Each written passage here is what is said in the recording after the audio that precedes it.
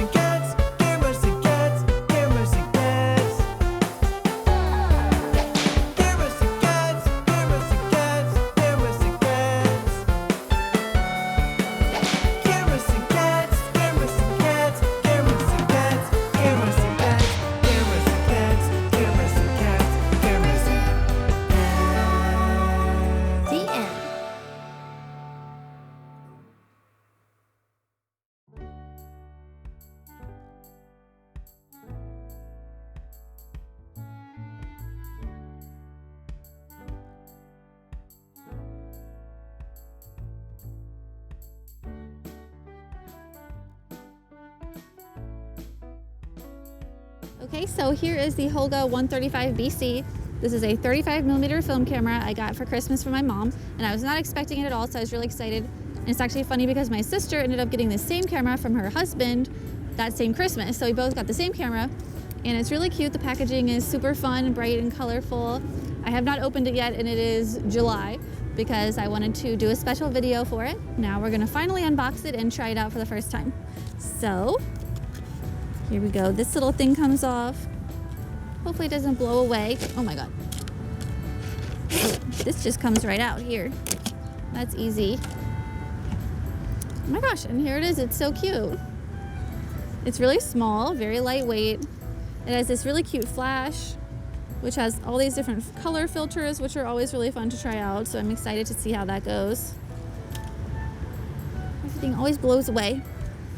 I mean, it pretty much looks like the classic Holga, except instead of it being like a square, it's like skinnier, and it's like 35mm, so it's a little bit smaller.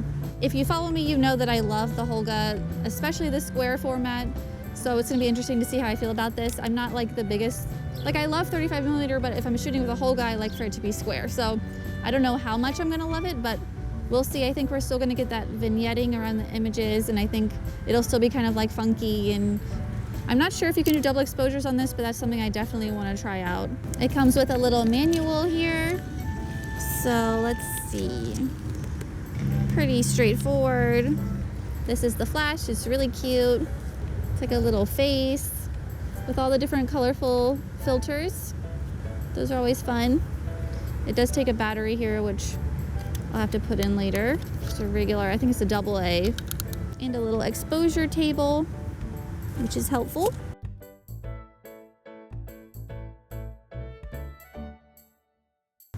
We've got the lens here. I always take the lens caps off right when I get the camera because otherwise you might forget, because if you're looking through the viewfinder, you might not notice that this is on, and then you end up getting like a completely black picture. So it's really stupid. So I just take them off and I never see them again. I just always leave them off. And you've got the different settings, classic Holga settings. Basically it's like single person to small group, large group, and landscape. Mostly I leave it on landscape. I always make sure that this is on normal, not on bulb. That's like very important. I usually tape it too. If you want to see my other video about the actual classic Holga, you should check that out. And I talk about kind of all these settings because they're pretty much the same on this. I mean, it looks exactly the same. And you've got the sun, and you've got like kind of like a darker like lightning setting. This doesn't really make that much of a difference, at least from my experience. I usually leave it on the one that has the lightning setting because I feel like it lets in a little bit more light because it's like for a darker environment, so I leave it on that. Now I'm gonna open the back here. You just flip this here and you just pull it up. And there's the back and the inside. My sister said she had a bit of trouble loading the film, so we're gonna have to try that out and see how it goes. And this is the shutter button. You can tell it works, you can hear the clicking, you can see it. There's the film rewind knob here. There's a tripod mount, film rewind button, and that's pretty much it. It's very basic, very straightforward, exactly like a regular Holga, except 35mm. So I'm gonna go grab a roll of film, we're gonna load it, and then we're gonna take some photos.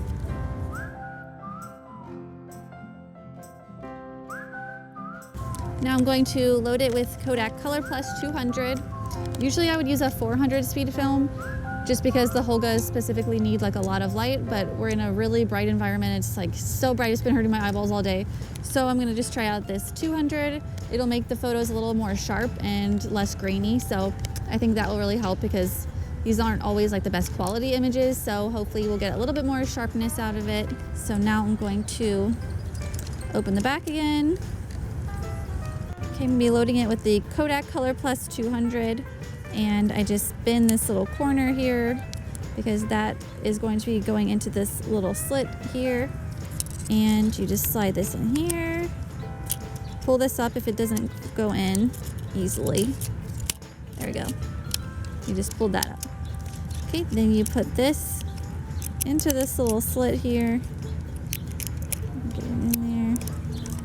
And I kind of hold my finger over it while so you just take a picture and wind.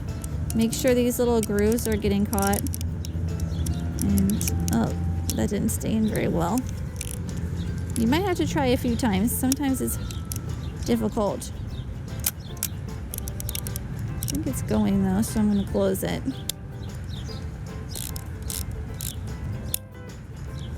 And you just look on the counter where it says 1. I'm gonna take another one. Okay, it's a little bit iffy with these sometimes, but we're gonna try it out. Another thing that's important is when you are using like a film camera and you're not sure if the film is loaded correctly and you're not sure if when you wind it that it's actually catching and going through, then a good thing to pay attention to is if you take a picture and you wind it and this is spinning, then that means the film is caught and it's winding through the camera. If this is not spinning, you might want to open the camera back up in like a dark space and just make sure your film is caught and try again. So that's just a tip that I've learned over the years. Okay, now let's try something else. Let's go.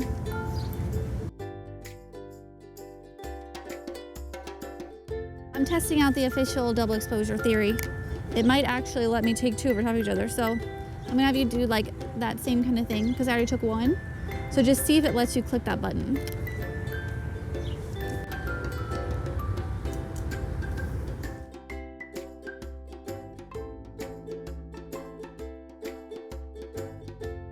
Well, I just discovered you can do 2 photos over top of each other. You just take 1 and you do not wind it in between. You don't wind this, so you just take 1 and you just take another one. And you can probably do that as many times as you want. I'll have to try that out also. But that's really exciting because I did not think you could do that. I thought it was gonna automatically make you advance to the next frame, but it doesn't. So that's so much easier than the film rewind button.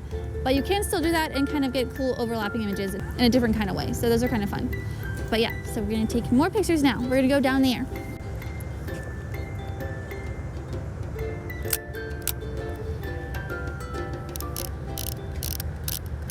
Okay, I took 1 picture.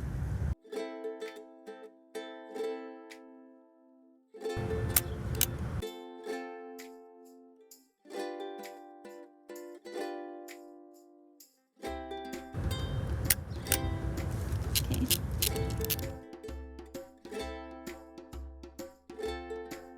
Now I need you to take a picture of me. Chris is going to take a picture of me now with this filter. This is one that I bought at a little camera store in Portland, Oregon called Citizen's Photo. Come on. Right here. Just make sure it's centered like this and hold it tight and then click the button. Okay, ready?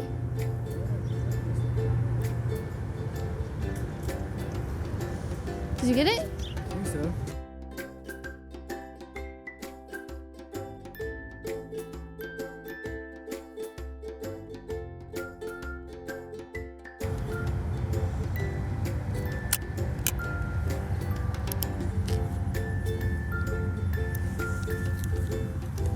Let's go.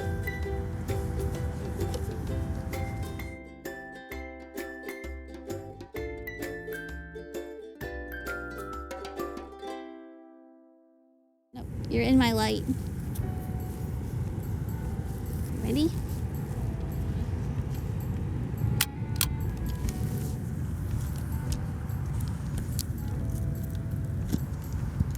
Now you have to take one of me.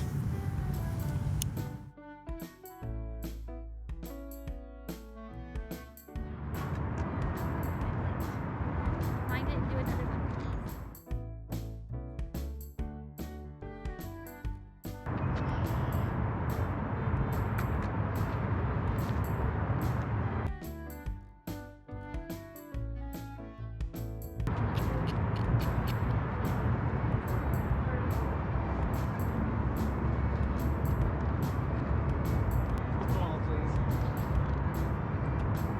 Get a little close to me.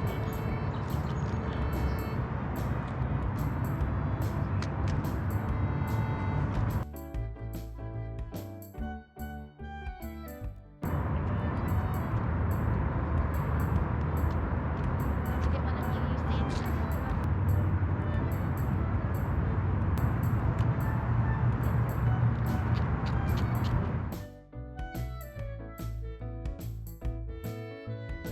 Yes, that's good. That's it? That's a wrap? Well, I'm gonna take one more.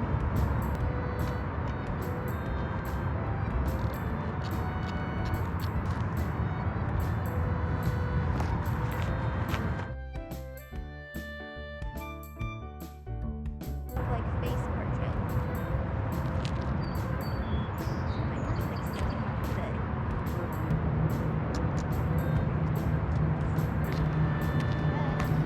Oh, finally!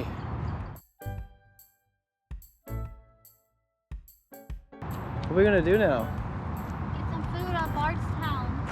Can we get something healthy that doesn't have like weird oil? Chris, I don't even know what's over there, and I I know. think in this town everything's oil. This is the baseball bat video. Giant baseball bat.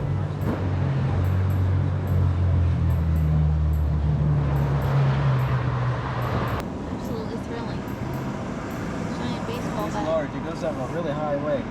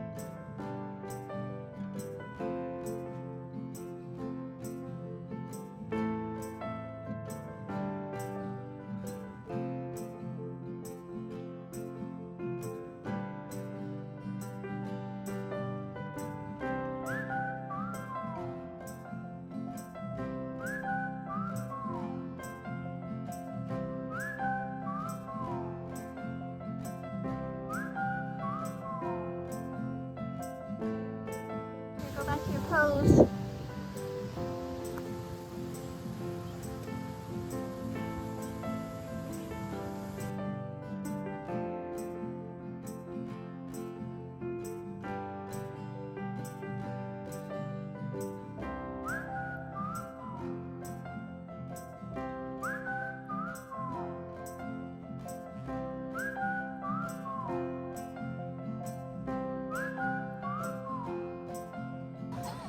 You've been chosen.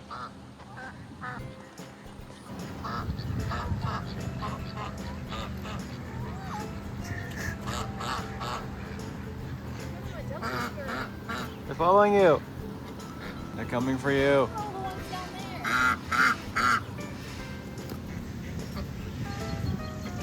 Oh my God, there's a lot. There more is coming. Thousands more are coming up here. It's like a zombie apocalypse in the cemetery, but it's ducks. Geesons. Oh, you could die. Run!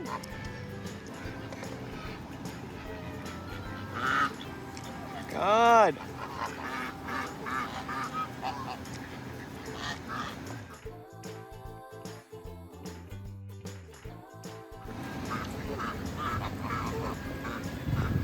You've been chosen. Run! Oh God! We're gonna die! It's gonna cack me! How am I gonna drive? Where are they at? They're like around the whole car. Yeah, they are. Yeah, I need you to sacrifice yourself and go in there and see if they're in front of the car.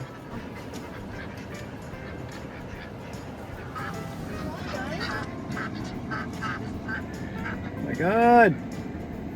Like, you're making them more around the car. Look, see if they're on the front of the car. Oh my I'm gonna God. lead them this way, and you're gonna have to. Okay, lead them that way. We'll sacrifice yourself.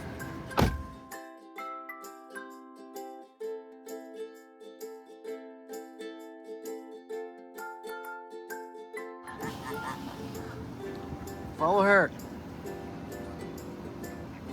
There's ducks under the car?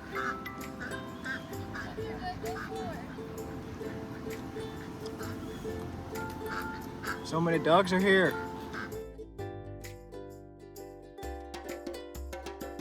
Run! Go, go, go!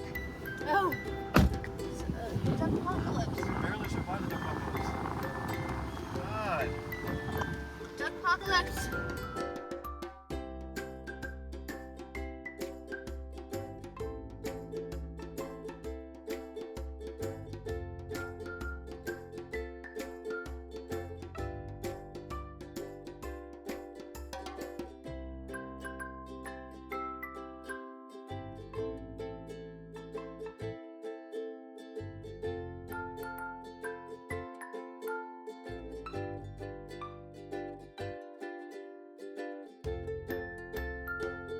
Give me a little smile for a second. Yeah. You're gonna go up higher. I don't like that angle. You want me to do like this? Yes, every time. Always above the chin. That's the rule, okay? Hold on. How's my hair? It's fine. It's fluffy. This is always fluffy. Are you zooming in at all? Okay, you can stop filming now. Filming up higher, please. Higher. This looks good. When you're below the chin. Thank you. Is that stupid? You smell dead people? It kind of smells like something dead. I'm not even gonna lie to you. You smell dead people. Do you think these are the Whiskey Town Whalers? Weller. We've come to honor all the tasty chicken in the world. Founder of Kentucky Fried Chicken Empire. Thank you for your empire and your service. See what it says? What? Founder. Founder of Kentucky Fried Chicken Empire. Whatever, I'm over it. Okay, you can stop filming me now. Thank you.